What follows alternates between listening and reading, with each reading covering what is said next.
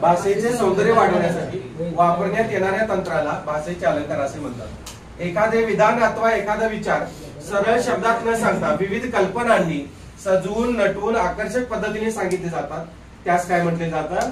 अलंकार असं म्हणतात. बघा, एखादे विधान म्हणजे एखादे वाक्य असेल किंवा एखादा विचार असेल, सरळ शब्दात सांगायचा नाही, तर तो कल्पनांनी काय करायचा? सजवायचा, नटवायचा विविध कल्पनांनी किंवा आकर्षक पद्धतीने सांगायचा, लोकांच्या मनावर रुजवायचा, त्याला भाषेचे काय म्हणतात? अलंकार असे म्हणतात. येते लक्षात? हा. आता बघा, परत आणखी एक व्याख्या दिली, 2-4 व्याख्या इथे दिलेल्या आहेत. बघा, भाषेला शोभा प्राप्त करून देऊन तिचे सौंदर्य वाढून भाषेतून व्यक्त होणारा आशय अधिक प्रभावीपणे मांडणाऱ्या चित्तवेधक शब्दरचनेला अलंकार असे म्हणतात. कवी प्रतिभा निर्मित मनोल्लादक चमत्कृतीयुक्त अशा भाषेला शोभा देणारी अशी जी शब्दरचना असते तिला अलंकार असे म्हणतात.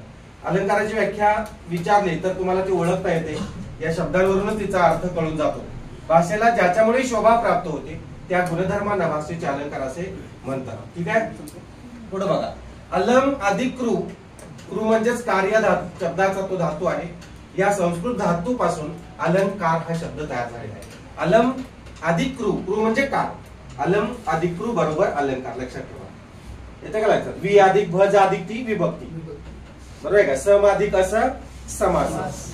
लक्षात ठेवा, हे शब्द जे आहेत ते तुम्हाला कायम परीक्षेला विचारले जातात. बघा, सम अधिक असं म्हणजे समासाचा हा धातू जो आहे, मूळ धातू कोणता आहे, कोणत्या धातूपासून समास तयार झालेला आहे, तर सम अधिक असं या संस्कृत धातूपासून समास तयार होतो. बरोबर का? सम अधिक असं, सम अधिक असं काय म्हणतो आपण? समास. आणि विभक्तीचं कसं सांगितलं होतं तुम्हाला मी? वि हा अधिक भज अधिक ती बरोबर काय? विभक्ती. लक्षात ठेवा, वि अधिक भज अधिक ती. आणि अलम अधिक क्रू बरोबर काय? अलंकार. राहील लक्षात? या संस्कृत धातूपासून, हे सुद्धा संस्कृत धातूच आहे, या संस्कृत धातूपासून हे शब्द तयार होतात. बघा पुढं, अलम अधिक क्रू दुसरा आहे. बघा, अलम अधिक क्रू म्हणजे करण. या संस्कृत धातूपासून अलंकरण हा शब्द तयार झाला आहे. अलंकरण म्हणजे काय? सुशोभित करणे. करण म्हणजे करणे, लक्षात ठेवा. आणि कार म्हणजे सुद्धा करणेच. बघा, क्रू कार्य धातूचा, कार्य शब्दाचा हा धातू आहे आणि करण या शब्दाचा क्रू हा धातू आहे. कार किंवा करण दोन्ही पैकी चालतं. लक्षात घ्या, दोन्ही. करण म्हणजे सुद्धा करणे आणि कार म्हणजे सुद्धा करणे. बघा, हा शब्द तयार झाला आहे. त्याचाच अर्थ सुशोभित करणे, सौंदर्य वाढवणे असा होतो. अलंकाराला व्यक्तिविशेष असेही म्हणतात. काय म्हणतात? व्यक्तिविशेष. हे लक्षात ठेवा. अलंकाराला टिंबेटिंबे असे म्हणतात, तर अलंकाराला व्यक्तिविशेष असे म्हणतात. ठीक आहे, समजूया? समजलं? चला पुढे. अलंकारांना काव्य विभ्रम असे रासरी जोग या समीक्षकाने म्हटले आहे. काव्य विभ्रम म्हणलेला आहे. कोणी म्हटलेलं आहे? बघा, रासरी जोग यांनी म्हटलेलं आहे. सर्व अलंकार हे उपमेचे विस्तार आहेत असे वामन पंडित यांनी म्हटले आहे. वामन पंडितांनी काय म्हटलं बघा? उपमेचे विस्तार. उपमेय म्हणजे काय आणि उपमा म्हणजे काय रे? उपमेय आणि उपमा यात काय फरक आहे सांगा? मी शिकवले तुम्हाला. उपमा म्हणजे काय आणि उपमेय म्हणजे काय सांगा? आता आपल्याला हा भाग जो आहे तो इथं पाहायचा आहे. बघा, अलंकारामध्ये प्रत्यक्षात आपण तो नाम प्रकरणात आणि विशेषण प्रकरणात सुद्धा पाहिलेला आहे. उपमेय म्हणजे मूळ वस्तू, समास मध्ये सुद्धा पाहिलेला आहे. बघा, उपमा म्हणजे मूळ वस्तू, उपमेय म्हणजे मूळ वस्तू. बरोबर आहे, उपमेय म्हणजे मूळ वस्तू आणि उपमा म्हणजे साम्य किंवा साधर्म्यता, एक सारखेपणा. येतं लक्षात? कोणाला तरी कोणाची उपमा दिली जाते, साम्यता दर्शवली जाते. ठीक आहे, पुढे बघा. अलंकाराविषयी सर्वात प्राचीन विवेचन आपणास भरत या नाटककाराच्या नाट्यशास्त्र या ग्रंथात आढळतो. भरत नावाच्या नाटककाराने काय केलेलं आहे? नाट्यशास्त्र नावाचा ग्रंथ लिहिलेला आहे. त्या ग्रंथामध्ये पहिले विवेचन, प्राचीन विवेचन जे आहे ते अलंकाराचं पाहायला मिळते. बघा, मवाद धोंड या समीक्षकाने, समीक्षक होते मवाद धोंड, यांनी अलंकारांना कर्णाची कवच कुंडले जणू आहेत असे मानले आहे. कोणी काय म्हटले बघा? मवाद धोंड. हे विचारत नाही तुम्हाला, मवाद धोंड सरळ सेवेला वगैरे विचारत नाही, पण एमपीएससी ला कर्णाची कवच कुंडले अशा अलंकाराला कोणी म्हटलं तर ते मवाद धोंड असं म्हटलं. किंवा उपमेचे विस्तार आहेत असं कोणी म्हटलं तर ते वामन पंडितांनी म्हटलेलं आहे. सांगायचं तुमचं जसं जसं परीक्षा पद्धती वाढत जाईल, सरळ सेवा, पटवची, गट ब, गट अ या पद्धतीमध्ये थोडंसं ही विस्तृतपणे विचारलं जाते. लक्षात. ठीक आहे. पुढे बघा. आता भाषेच्या अलंकाराचे दोन प्रकार पडतात. कोणते? शब्द अलंकार आणि अर्थ अलंकार. याच्यामध्ये शाब्दिक चमत्कृती साधली जाते आणि हे अर्थावरून आपल्याला समजून घ्यायचे असतात. म्हणजे इथं तुम्हाला शब्दांवरून तो अलंकार ओळखून घ्यायचा आहे आणि इथं त्या काव्यामध्ये ते एखाद्या रचना येतील, 3 ओळी येतील, 4 ओळी येतील किंवा 2 ओळी येतील, तर त्या दोन्ही ओळींमधून किंवा 3 ओळींमधून किंवा 4 ओळींमधून काय अर्थ अभिप्रेत झालेला आहे, मग तो उपमा अलंकार आहे, उत्प्रेक्षा अलंकार आहे का, तिथं स्वभाव कोणाचा दर्शवलेला स्वभावोक्ती आहे का, चेतना गुणोक्ती आहे, आहेत ना अलंकाराचे प्रकार हे सगळे बघा. अनन्वय अलंकार आहे, अतिशयोक्ती अलंकार आहे, त्यातून अतिशयोक्ती दर्शवलेली आहे, भ्रांतिमान अलंकार आहे का, असंगत किंवा विसंगत दर्शवलेला आहे त्या काव्यामधून. त्या काव्याचा अर्थ आपल्याला कळायला पाहिजे आणि मग त्यातून काय करायला पाहिजे, आपल्याला तो अर्थ सूचित करून घ्यायला पाहिजे आणि मग नेमका अलंकार कोणता हे तुम्हाला काय करता येईल, तुम्हाला दर्शवता येईल. इथं मात्र शब्दांवरून ठरवता येईल. शाब्दिक अलंकारामध्ये तसे पाहायला गेले तर 4 अलंकार. पहिला आहे कुठला सांगा, कुठला आहे पहिला माहिती आहे? अनुप्रास अलंकार. पहिला अनुप्रास अलंकार, दुसरा यमक अलंकार, तिसरा श्लेष अलंकार आणि चौथा चित्र अलंकार. असे 4 अलंकार येतात. पण चित्र अलंकार जो आहे तो व्याकरणातून काढून टाकलेला आहे, कारण तो चित्रांमध्येच दाखवला जातो म्हणून. आणि ते ओळखायला सोपं आहे, चित्रच दाखवायला पाहिजे. मग तुम्ही लगेच पटकन काय करणार, हा चित्र अलंकार आहे स्पष्ट करणार, 1 मार्क मिळाला सगळ्यांना. येते का लक्षात हा कोणता अलंकार आहे. तसं बाकीच्या अलंकारामध्ये चित्रामध्ये दर्शवलं जात नाही आहे. याच्यामध्ये अनुप्रास अलंकार, यमक अलंकार आणि श्लेष अलंकार हे मुख्य 3 प्रकार आहेत. चौथा अलंकार काढून टाकलेला आहे बघा. आता पुढचं बघा, शब्द अलंकार. शब्द व अक्षरांची खुबीदार रचना ज्या अलंकाराने साधली जाते त्याला शब्द अलंकार असे म्हणतात. जे अलंकार शब्दांवर त्यातील अक्षरे किंवा स्वरांसहित व्यंजन समूहावर आधारलेली असतात. आता ज्यामध्ये शाब्दिक चमत्कृती, मी सांगितलं बघा तुम्हाला, शाब्दिक चमत्कृती वर्णोच्चारापुरती किंवा विशिष्ट शब्दयोजनेपुरती मर्यादित असते त्यांना शब्दालंकार असे म्हणतात. येते लक्षात तुमच्या बघा. म्हणजे जे मी सांगितलं ते सगळं याच्यामध्ये आहे बघा. पुढे बघा, शब्दालंकाराचे एकूण 3 प्रकार पडतात. कोणते? अनुप्रास अलंकार, श्लेष अलंकार आणि यमक अलंकार. आता पाहायच्या आधी थोडीशी माहिती मी तुम्हाला इथं सांगतो. अनुप्रास म्हणजे काय ते तुम्हाला सांगतो बघा. आता आपण काय करूया, अनुप्रास म्हणजे काय की यामध्ये एकाच अक्षराची पुनरावृत्ती होते. काय होते इथं? एकाच अक्षराची पुनरावृत्ती. लक्षात घ्या, अक्षर म्हणलेलं आहे मी, एकाच अक्षराची, शब्दाची नव्हे. जरी हा शब्दालंकार असला तरी त्या एखाद्या शब्दामध्ये असं एखादं अक्षर असतं की सातत्याने ते येत आहे, सातत्याने काय होतंय, येत असतंय. पांडू पाटलाचा पांढरा बैल पळताना पाण्यात पाय घसरून पडला. मग इथं काय झालं बघा, त्या वाक्यामध्ये त्या प्रत्येक शब्दामध्ये प या शब्दाची काय झाली, पुनरावृत्ती झालेली आहे. प प प सगळ्या अक्षरांमध्ये, सगळ्या शब्दांमध्ये काय झालेलं आहे, प या शब्दाची पुनरावृत्ती झालेली आहे. म्हणजेच काय बघा, याची क्लुप्ती सांगतो थोडक्यात. एकच अक्षर सलगपणे येऊन अनुला त्रास होतोय म्हणून हा कोणता अनुप्रास अलंकार, कोणता अलंकार आहे हा अनुप्रास अलंकार. एकच अक्षर सातत्याने येऊन अनुला काय होतो, त्रास होतो म्हणून हा अलंकार अनुप्रास. येतं लक्षात? एवढं सोपं आहे बघा. बालिश भाऊ बायकात बडबडला, मनमोहिनी तुझा मोहक मोरा मनातून माझ्या मावळेना. मची पुनरावृत्ती आहे, बरं आहे का? आणि लहानपणी एक आपण काहीतरी उदाहरण म्हणत होतो बघा, काकाने नाही काकीने काकाचे काळ्या कामाचे काळे कागद काळ्या कपाटातील काळ्या कात्रीने करा करा कापले, है ना?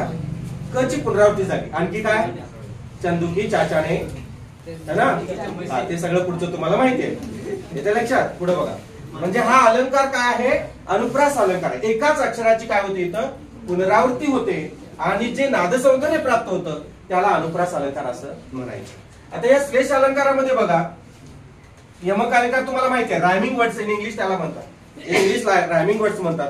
तुम्हाला लहानपणी बघा आपल्याला शाळेत गुरुजींनी धडा शिकवला, सॉरी कविता शिकवली, पोयम शिकवली की त्याच्या पाठीमाग म्हणायचे की पोयम मधील तुम्ही काय लिहून आणा, रायमिंग वर्ड्स लिहून आणा.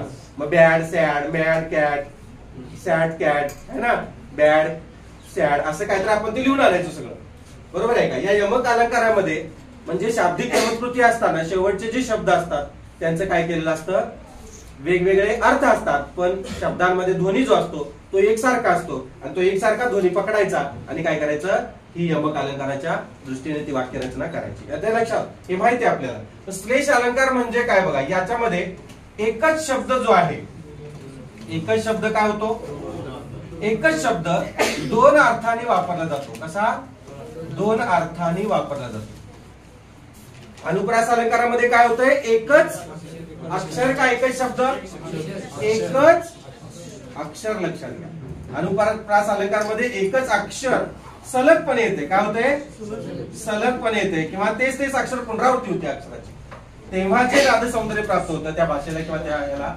त्याला अनुप्रास अलंकार म्हणायचं. आणि श्लेष अलंकारामध्ये एकच शब्द दोन अर्थाने वापरला जातो. हे मेघा तू सर्वांना जीवन देतोस. आता यामध्ये हे हा शब्द जो आहे किंवा हे जे अक्षर आहे ते दोन अर्थाने वापरले का, मेघा हे दोन अर्थाने वापरले. हे मेघा तू सर्वांना जीवन देतोस असं म्हटलेलं आहे. मग इथं देतोस वापरले, देतोस दोन अर्थाने येईल.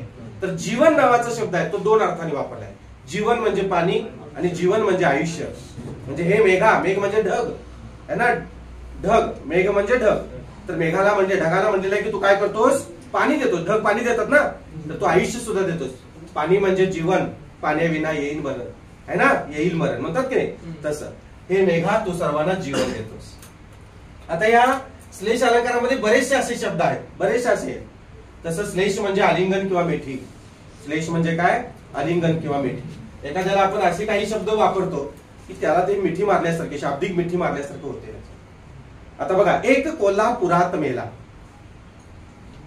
इथे एक अक्षर असा, एक शब्द असा आहे की जो दोन अर्थाने वापरलेला आहे. कोणता, एक कोल्हापुरात मेला म्हणजे एक जण माणूस कोल्हापुरात मेलेला आहे आणि एक कोल्हा नावाचा प्राणी पुरात मेलेला आहे.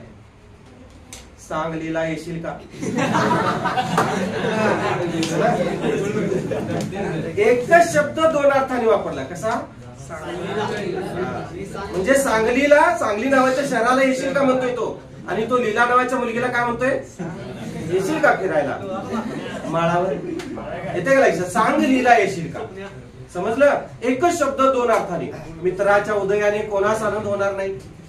आता इथं मित्र म्हणजे कोण, मित्र म्हणजे दोस्त, मित्र म्हणजे सखा सोबती, आणि मित्र म्हणजे सूर्य. एकच शब्द दोन अर्थाने वापरली. शंकराच्या देवळात आरती चालली होती. एकच शब्द दोन अर्थाने, म्हणजे शंकराच्या देवळात काकड आरती चालली होती आणि आरती नावाची मुलगी चालली होती है ना. तुषारला प्रेमाचे पत्र आले. प्रेमाचे पत्र म्हणजे त्याला कुणीतरी प्रेमपूर्वक पत्र लिहिलेलं आहे आणि प्रेमा नावाच्या मुलीनं त्याला पत्र लिहिलेलं आहे. येते लक्षात, म्हणजे एकच शब्द काय केला, दोन अर्थाने वापरला, त्याला काय म्हणायचं, श्लेष अलंकार म्हणायचं. येते लक्षात. आपण सविस्तर आणि त्या प्रकारात बघूया. आता यमक अलंकार समजलं तुम्हाला, रायमिंग वर्ड्स. ठीक आहे, पुढे जाऊया. बघा, आता पहिला अलंकार कुठला आहे बघा, अनुप्रास अलंकार. अनुप्रास म्हणजे काय सांगितलं मी सांगा, वाक्यात किंवा पद्य चरणात एक किंवा एकाहून अधिक व्यंजनांची किंवा वर्णांची आवृत्ती होत राहिल्यास, आवृत्ती म्हणजे पुनरावृत्ती, त्यास अनुप्रास अलंकार असे म्हणतात.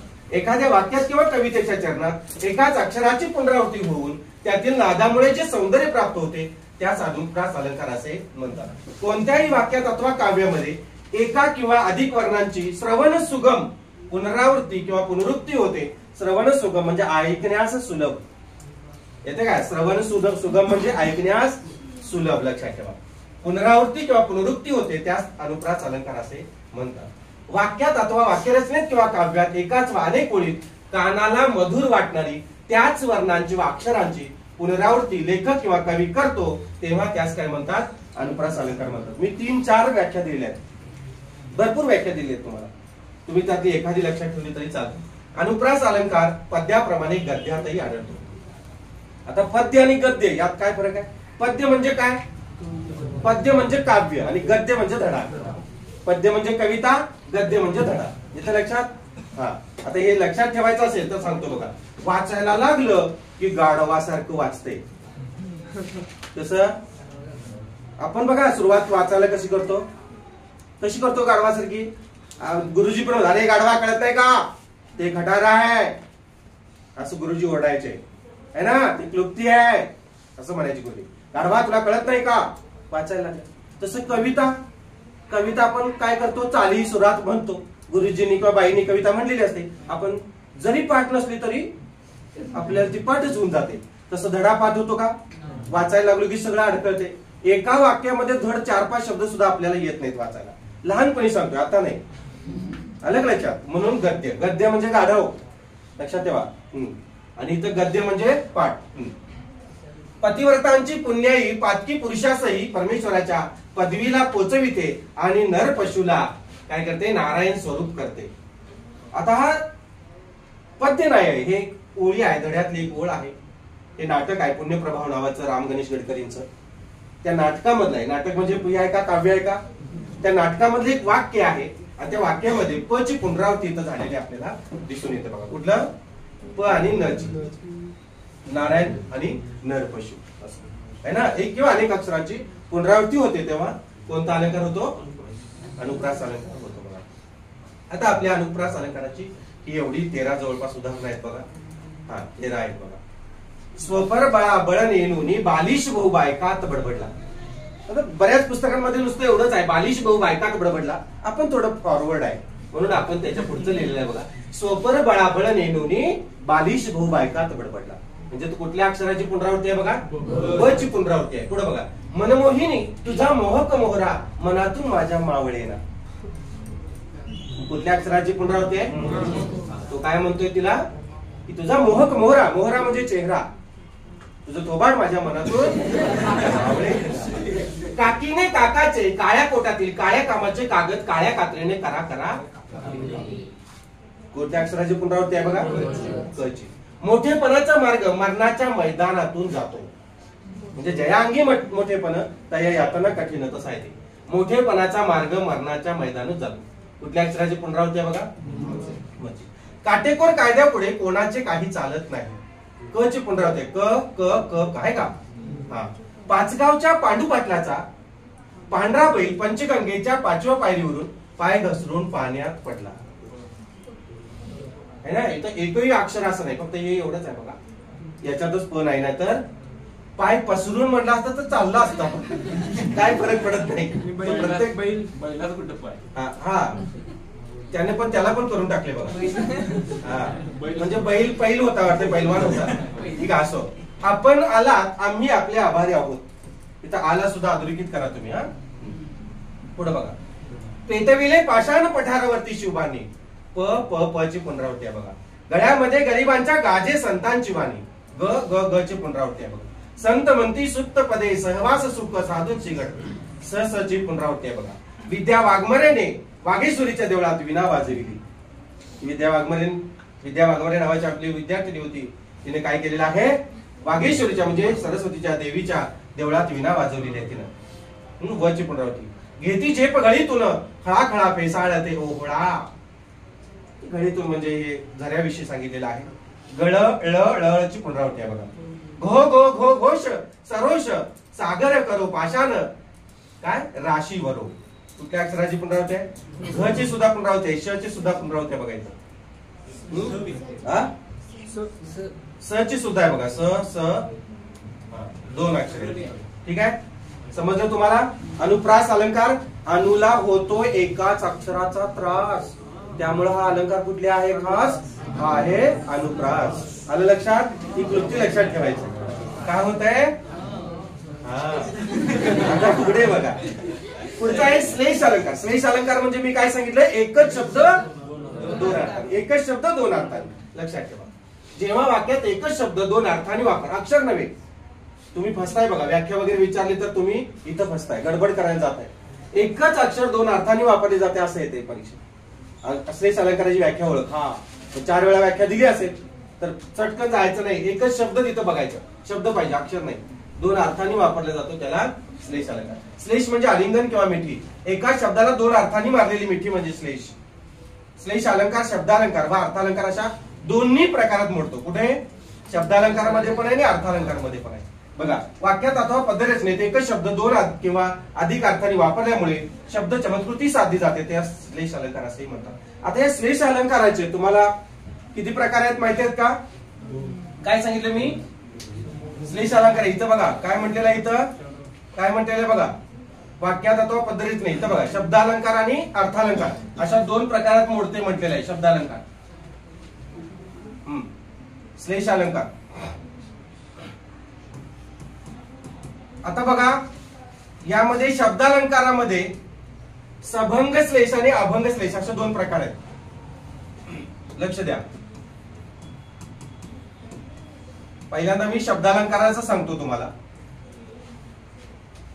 सभंग श्लेष, सभंग श्लेष आणि अभंग श्लेष. आता मला सांगा, सभंग म्हणजे काय आणि अभंग म्हणजे काय? सांग. सभंग म्हणजे स म्हणजे सहित. आता इथं काय होतंय, भंग म्हणजे फोड करणे. भंग म्हणजे काय? फोड करणे. म्हणजे फोड करून, कोणाची फोड करायची? त्या शब्दाची फोड करायची. फोड करून इथं दोन अर्थ कळतात तुम्हाला. काय म्हटलं मी? दोन अर्थ कळतात. फोड करून दोन अर्थ कळतात. आणि इथं मात्र काय होतंय? अ म्हटलेलं आहे. अ म्हणजे काय? नाही. म्हणजेच काय? फोड न करता दोन अर्थ कळतात. येते लक्षात? सभंग श्लेष आणि अभंग श्लेष. तुम्हाला जी पीडीएफ पाठवली त्यात आहे बघा. आहे का? मी मुद्दा मी तर ब्लँक ठेवले तुम्हाला आधी समजून सांगून मग ते पुढे दाखवायचं म्हणून. आता बघा, सभंग श्लेष आपण जी वाक्य घेतलेली आहेत, मी तुम्हाला एक दोन चार वाक्य सांगितली.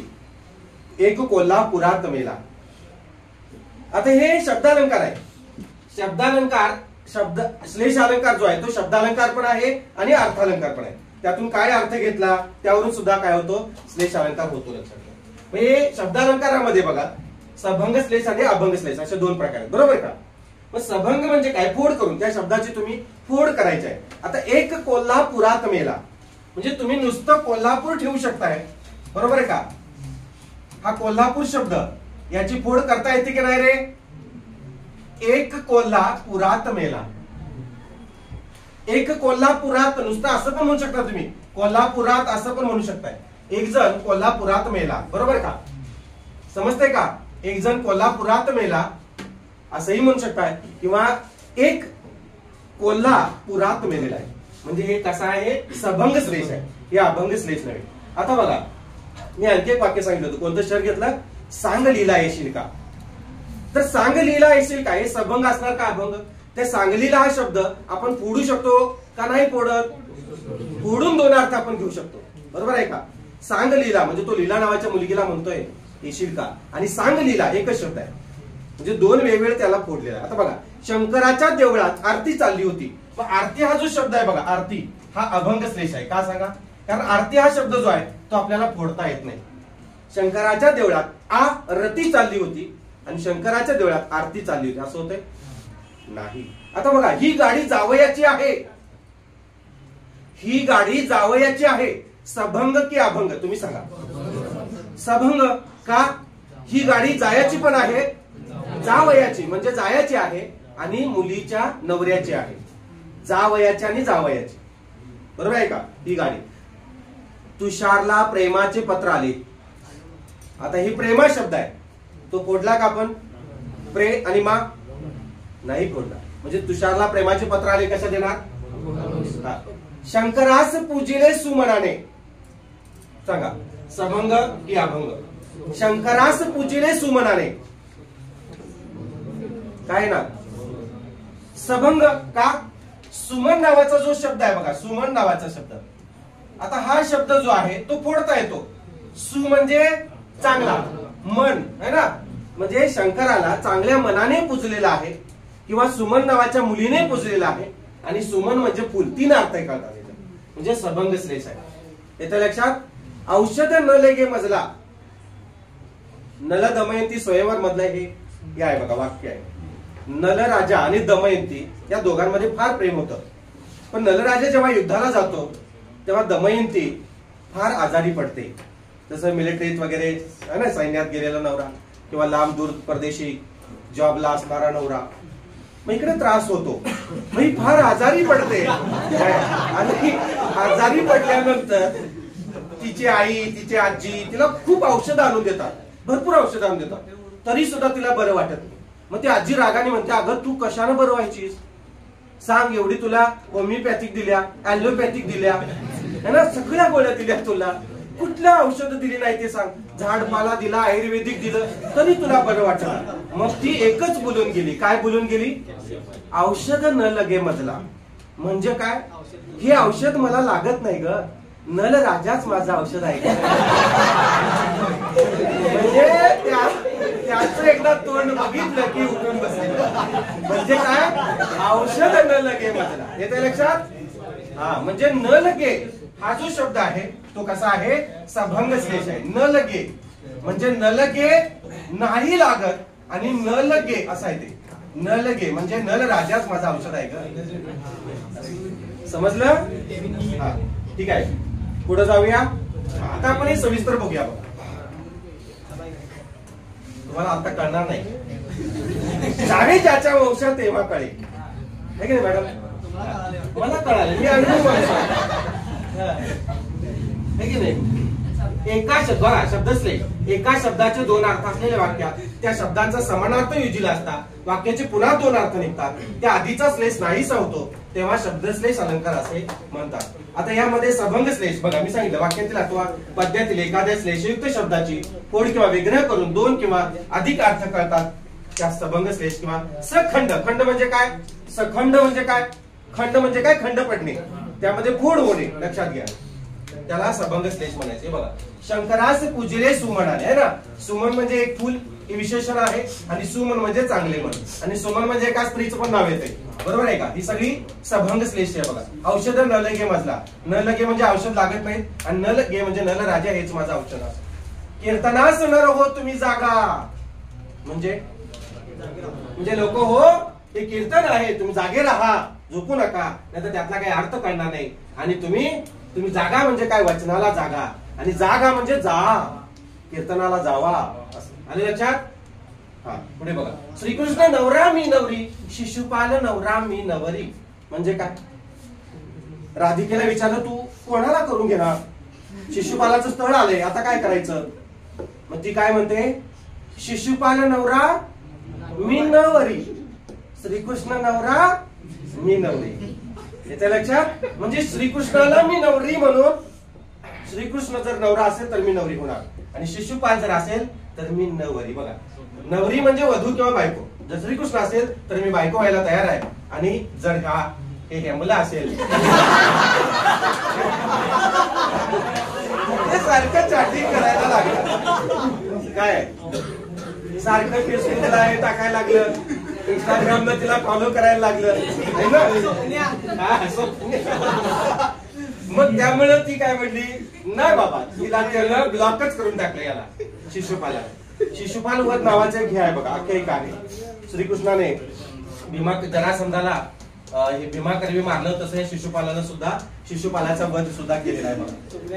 एक कोल्हापुरात मेला, कोल्हापूर नावाचं शहर आहे आणि कोल्हापुरात वारलेला आहे. असं सांगलीला येशील का? सांगली नावाचं एक शहर आहे, गाव आहे, आणि सांगलीला म्हणजे एका बाईला तो प्रश्न विचारला. येते लक्षात? आता अभंग श्लेष बघा. अ म्हणजे काय?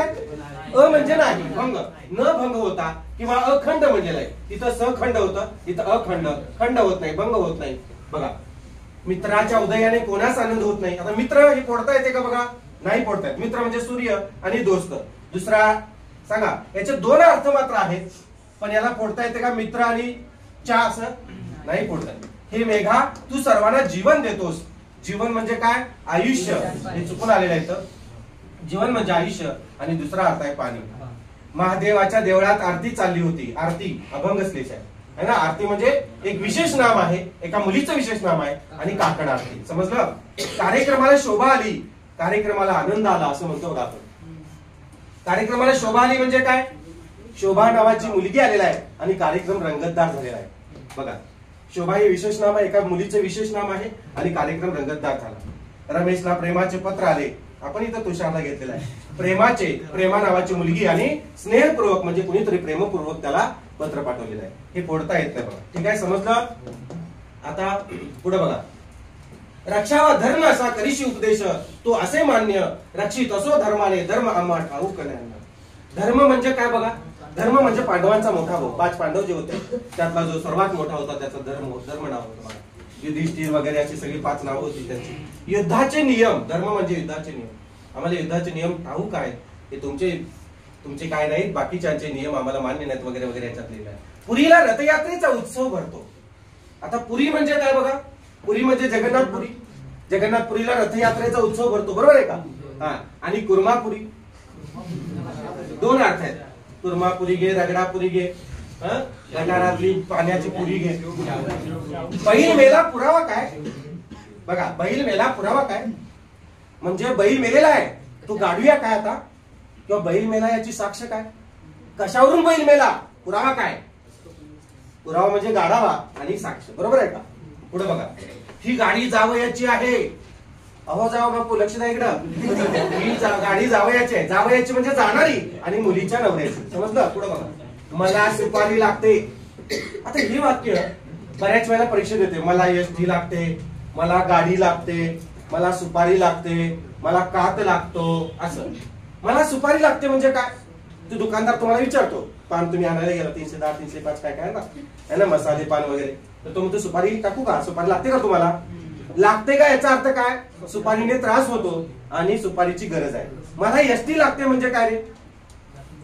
मला एसटीची गरज आहे आणि एसटी मध्ये एसटी म्हणजे उलट्या पण होतात, बरोबर आहे का? एखादं बसलं की चालू करते बघा, लय वाईट. हा. आणि एसटीत बारक्या बाळाला घ्याच नाही, हे बाळा माझ्याकडं, मी अनुभव घेतला एकाचा.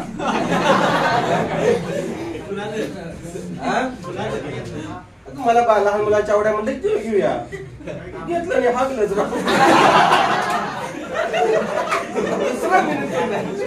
वाक्यात बघा, लक्ष द्या. वाक्यात एखाद्या शब्दाला 2 अर्थ असतात, तो द्विअर्थी शब्द काढून टाकून त्याच्या ठिकाणी समानार्थी शब्द ठेवून श्लेष कायम राहिला तर त्याला श्लेष अलंकार असे म्हणतात. अर्थश्लेष असे म्हणतात.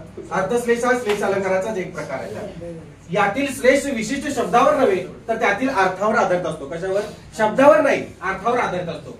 मूळ शब्द बदलून त्याच अर्थाचा दुसरा शब्द वापरला जातो, तरी त्यातून 2 अर्थ निघतात. अर्थात श्लेष कायम राहतो, त्याला अर्थश्लेष असे म्हणतात. बघायचं, तू मलिन कुटीन निरस जडेही पुनर्भवपणेही कच साच धरिला शिरीही न स्वप्रकृती गुण त्याजीशी आहे ते, त्या आहे त्याजसी नाम कच साच. आता कच म्हणजे काय बघूया. कच म्हणजे केस आणि बृहस्पतीचा पुत्र. बृहस्पती म्हणजे अतिशय हुशार आणि निष्णात व्यक्ती, त्याला बृहस्पती म्हणतात. विष्णू शास्त्री चिपळूणकरांना बृहस्पती असं म्हणतात. विष्णू शास्त्री चिपळूणकर. तर कच म्हणजे केस, लक्षात ठेवा. कच केस आणि बृहस्पतीचा पुत्र. कच म्हणजे बृहस्पतीचा पुत्र. 2 अर्थाने वापरलेला आहे. मोरोपंतांच्या कच म्हणजे देवयानी कथेतील कच देवयानी. कच हा एक राजा होता आणि देवयानी, आपल्याकडे एक मालिका होती देवयानी, तिचा जो संग्रह, त्याला कच नाव ठेवायला पाहिजे होतं, म्हणजे कच देवयानी झाला. कथेतील एक आर्या म्हणजे ते काव्य अर्थश्लेषाचे उदाहरण म्हणून पुनर्वापर प्रसिद्ध आहे, पूर्वापर प्रसिद्ध आहे. कचावर रागावलेली देवयानी त्याला म्हणते, तू मलिन म्हणजे तू पापी आहेस, तू कुटील आहेस, वक्र आहेस, तू निरस आहेस, प्रेम रसहीन आहेस, तुझ्याकडे प्रेम नाही, पुन्हा पुन्हा जन्मणारा पुनर्भव आहेस तू. तुला डोक्यावर धरला, धारण केला, आदराने मस्तकी धारण केला, तरी तू स्वतःचा गुण देवी आणि गुरुकन्येबद्दल प्रेमभाव न ठेवणे, हा जो कचाचा प्रकृती गुण जो आहे, तो स्वतःचा जो गुण आहे, तो गुण तू सोडायला तयार नाहीस असं म्हणलेलं. म्हणजे ती काय म्हणते बघा, तू हे सगळं एक हे जे आहे ते 2 अर्थाने काय केलेलं आहे याच्यामध्ये वापरलेलं आहे. हे वाक्य जर आलं तर लक्षात ठेवा हे कशाचं आहे? श्लेष अलंकाराचं उदाहरण आहे, लक्षात ठेवा. आणि बघा इथे फक्त कच या शब्दावरच शब्द श्लेष आहे. कच म्हणजे केस किंवा बृहस्पतीचा पुत्र, बाकी सर्वत्र अर्थश्लेष आहे. बाकीचे अर्थाहून आपल्याला ते सगळं घ्यायचं आहे. मलिन ऐवजी मलभरीत, पंखपुरीत, कुटील ऐवजी वक्र, पुनर्भव ऐवजी पुनर्जात, पुनर्जनित असे, हा पुनर्जात पुनर्जनित असे शब्द वापरले तरी अर्थश्लेष कायम राहतो. म्हणजे यांचे जे अर्थ आहेत त्या अर्थाचे दुसरे अर्थ जरी घेतले तरी मूळ अर्थ तोच राहतो, म्हणून याला अर्थश्लेष असं म्हणायचं.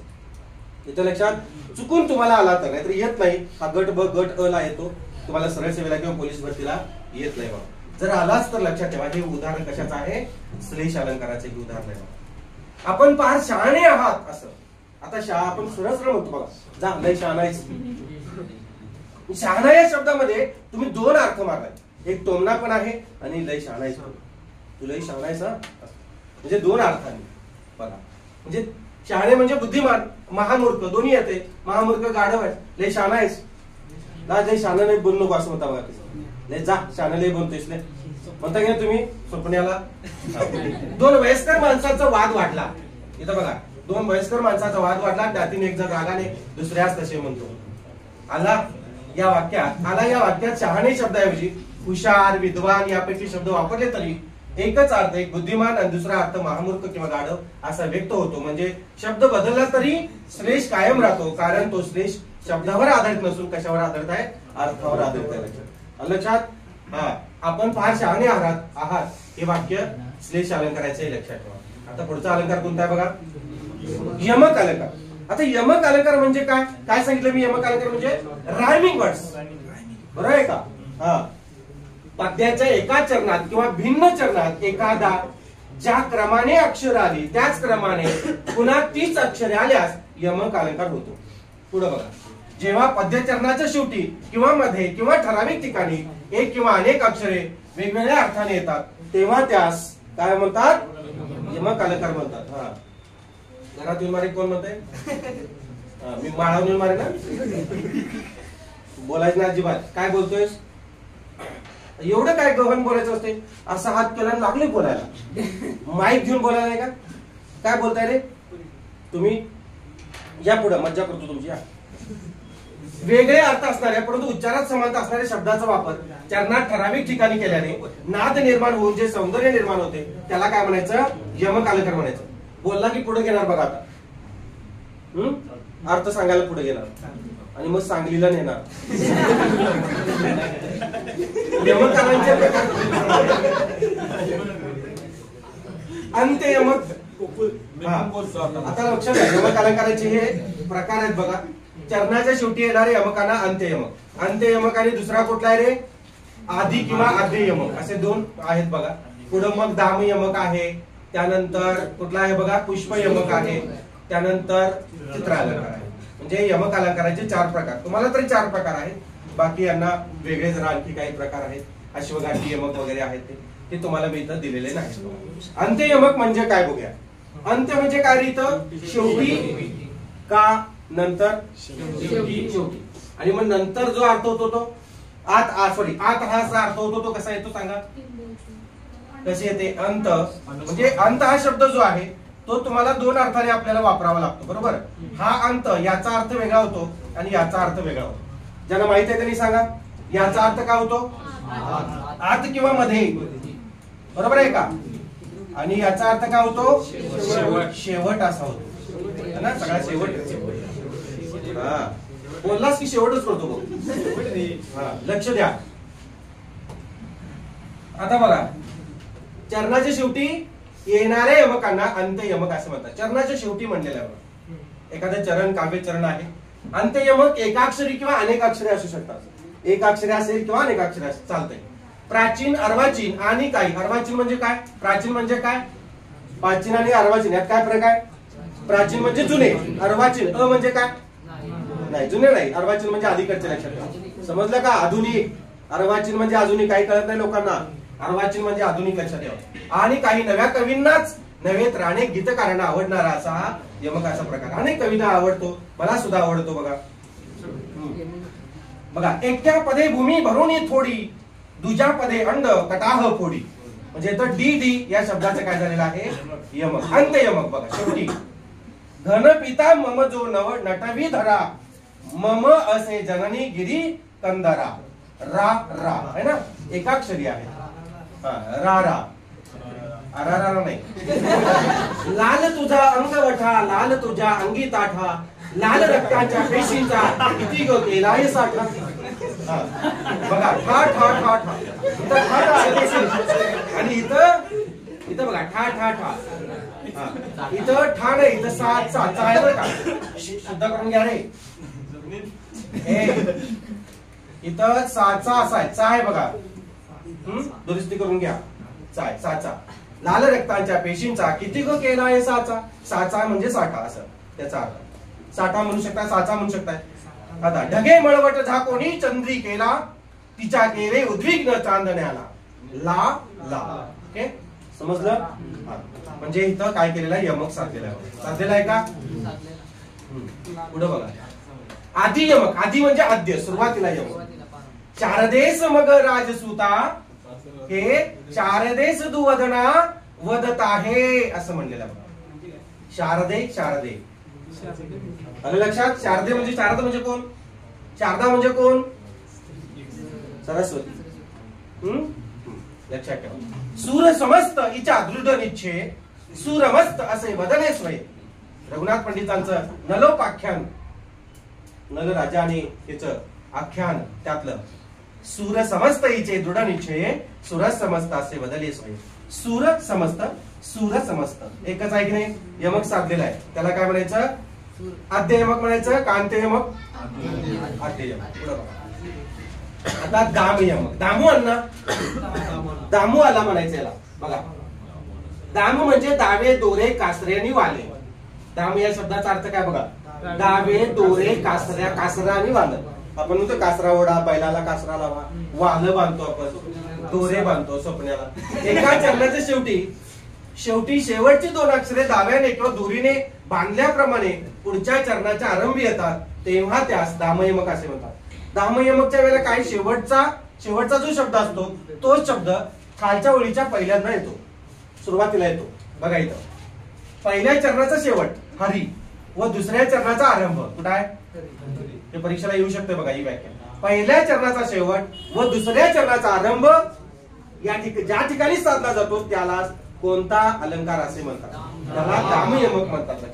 जसे ठावा ब्रह्मा न शिव अथवा श्रीपती हरी, हरी जो लापा ते उचलून श्री कृपा सिंधू हरी. इथं हरी हरी, या हरीला हा हरी यमक साधत नाही.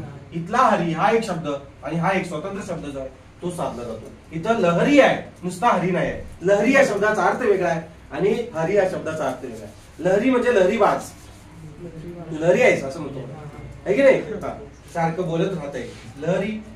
पुढे बघा, मान्य कसा न मला हो गौरा जरी होय हीन कुंभार, भार जयाचा प्रभूवर वंदय मला रोहिदास चांबार गा.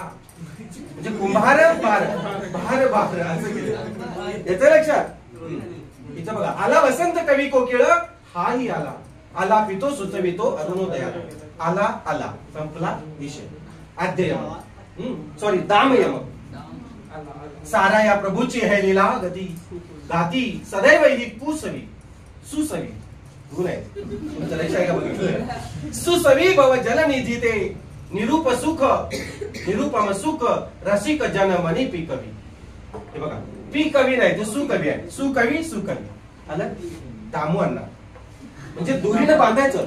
पहिल्या चरणात शेवट आणि दुसऱ्याचं हे एकत्र घ्यायचं नाही, कचकन बांधायचं. श्रीपती आवळत बस. श्रीपती झाला दशरथ सुत राम दशनासी, महाराया जनकाची घोष होता त्रिजगदाधी साराया. महाराया लक्षात? रामायण रामायण. आता पुष्प. पुष्प म्हणजे काय? फुलांच्या पाकळ्याप्रमाणे एकेका चरणात यतीच्या ठिकाणी अर्थाच्या विरामाच्या ठिकाणी साधलेल्या यमकास काय म्हणतात? पुष्प यमक असे म्हणतात. बघा, भवानी आमची आई, शिवाजी आमचा राणा, मराठी आमची बोली, गनिमी आमचा बाणा. हे माधव जुलियनचं हे आहे काव्य आहे शिवाजी महाराजांचं. ते एका ओळीनं 4 ओळीनं पाहिजे होतं. म्हणजे इथं कोणते कोणते साधणार आहेत यमक सांगा? पुष्पाप्रमाणे, फुलाप्रमाणे सांगा. कसं साधणार? आईला बोली असं येते आणि राणाला बाणा असा साधायचा. 4 ओळीत लिहायचं आहे. 4 ओळी. इथे काय येणार? भवानी आमची आई, शिवाजी आमचा राणा, गनिमी आमची बोली, काय सॉरी मराठी आमची बोली, गनिमी आमचा बाणा. म्हणजे आईला बोली येणार आणि शिवाजीला राणाला बाणा येणार. लक्षात ठेवा. असा हा यमक साधला जातो. फुलांच्या पाकळ्याप्रमाणे. आलं लक्षात? पुष्प यमक म्हणजे फुलांच्या पाकळ्या. जाणावं तो ज्ञानी पूर्ण समाधानी निसंदेह मनी सर्व काळ. हे सुद्धा तुम्ही असं वर खाली लिहू शकताय. इथं त्यांनी चुकून काय केलेलं आहे म्हणजे असं लिहायचं रे. जाणावा तो ज्ञानी, त्याच्या खाली पूर्ण समाधानी निसंदेह मनी आणि खाली सर्व काळ असं लिहायचं. सॉरी 4 ओळी आहेत तिथं. समजलं? ते ज्ञानी मनी धनी सगळं असं फुलं आपण जोडत राहतो ना, पाकळ्या जोडतो की नाही, फुलं जोडतो की नाही, तसं पुढं जाणावा तो त्याने पूर्ण झाला. संदत्री कमळी दडो मुरडिता हटाने अडो वियोग घडता रडो मन भचवती जडो. कोण घुटमाळ लक्ष द्या. दडो अडो रडो जडो असं. आता दडोला काय येणार, दडोला रडो येणार आणि अडोला जडो येणार असं लक्षात. तुम्ही जेव्हा माळ तयार करता बघा, अशी माळ आहे ना, इथे एक फुलं असतं, इथे एक वेगळं फुल घालता, इथे एक फुल वेगळं घालता, याला हे जुळवायचं रे असं. हार फुलांचा हार तयार करतात आणि इथे गुलाबाचं फुल असते, इथे मग इथं सगळी झेंडूची फुलं असतात, सगळी इथं अनेक गुलाबाचं फुल असतं, इथं सगळी झेंडूची फुलं असतात, परत इथं झेंडूची फुलं असतात, इथे परत गुलाबाचं फुल जोडतात. आणून दाखवायला पाहिजे तुला. चला कल्पतरूंचे आरव चेतना चिंतामणीचे गाव बोलते जे आर्णव पियुषांचे है ना. आरवला काय ना गाव अर्णव असं आणि पियुषांच्या खाली आहे. हे 4 ओळीत लिहायचं आहे. चला कल्पतरूंचे आरव इथं लिहायचं आहे. चेतना चिंतामणींचे गाव इथं लिहायचं आहे. बोलतो जे अर्णव इथं लिहायचं आहे आणि पियुषांच्या खाली लिहायचं आहे. त्याने सगळं वाट लावून टाकली बघा है ना. ठीक आहे, मज्जा आहे, करून घे, दुरुस्त करून तुम्हाला देईन, सोडा काळजी करू नका. संत ज्ञानेश्वरांचं हे आहे. हा जा मग एकदा सा मग पाठवतो तुला. ठीक आहे. आता हे यमक अलंकार, यमक अलंकार समजलं. हा फक्त तुम्हाला असे विचारतील की यमक अलंकाराचे प्रकार विचारणार नाहीत, एखादं काव्य देतील, हे कोणत्या अलंकाराचं उदाहरण आहे, तेव्हा तुम्ही ते काय करायचं, ओळखायचं. हा चित्र अलंकार बघा, जेथे पद्म खडग चक्र इत्यादी आकृतीमध्ये. पद्म म्हणजे काय रे, पद्म म्हणजे काय बघा, ठणठण फाळ. अरे पद्मनाभ, ज्याच्या नाभीत पद्म आहे. कुठलं फुल आहे नाभीत, धोत्र्याचं विष्णू असा पहुडलेला आहे सर्पावर आणि त्या बेंबीतून फुल आलेलं असं. कोणतं आहे, भाजप कमळ रे. पद्म म्हणजे कमळ आणि पद्मा म्हणजे कोण बघा, परवा सांगितले. पद्म म्हणजे कमळ, पद्मा म्हणजे लक्ष्मी. त्याच्या शेजारी बसले की पायदाबत आहे की नाही. अरे चित्रात बघता की नाही. मग पद्मा म्हणजे लक्ष्मी लक्षात ठेवा आणि पद्मेश म्हणजे रमेश म्हणजे विष्णू.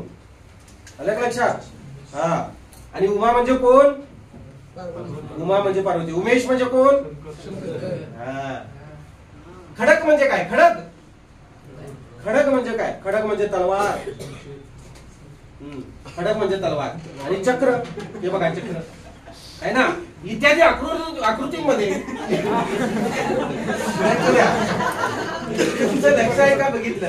इत्यादी आकृतीमध्ये किंवा विवक्षित वर्ण ठराविक ठिकाणीच आणण्याची रचना करून वैचित्र्य साधलेले असते, तेथे चित्र अलंकार होतो. चित्र अलंकार हा असाच वापरला जातो. एकदा तलवार काढली जाते, म्हणजे तलवार बाहेर काढली जाते नव्हे, इथं अशी तलवार दाखवली जाते आणि त्या तलवारीची अक्षरं मारवायची. किंवा पद्म कमळाच्या पाकळ्यांमध्ये काय करायचं, ती अक्षरं भरायची लक्षात. किंवा असं चक्र काढायचं. मी हे चक्र काढलेलं आहे बघा. विठ्ठल कवी व मोरपंत यांची या प्रकारची बरीच रचना आढळते. मोरपंतांची दीर्घ लघु परंतु निरोष्ट इत्यादी रामायणे चित्रकाव्यात मोडतात. मोरपंतांची जी रामायण आहे ही सुद्धा याच्यामध्ये आहेत बघा. जसे शेजारील आकृती चरणाच्या शेवटी व प्रारंभीच्या 3-3 अक्षरे कमलाकृती बसवलेली आहेत. ही कमलाकृती आहेत असं आपण चक्र मानूया.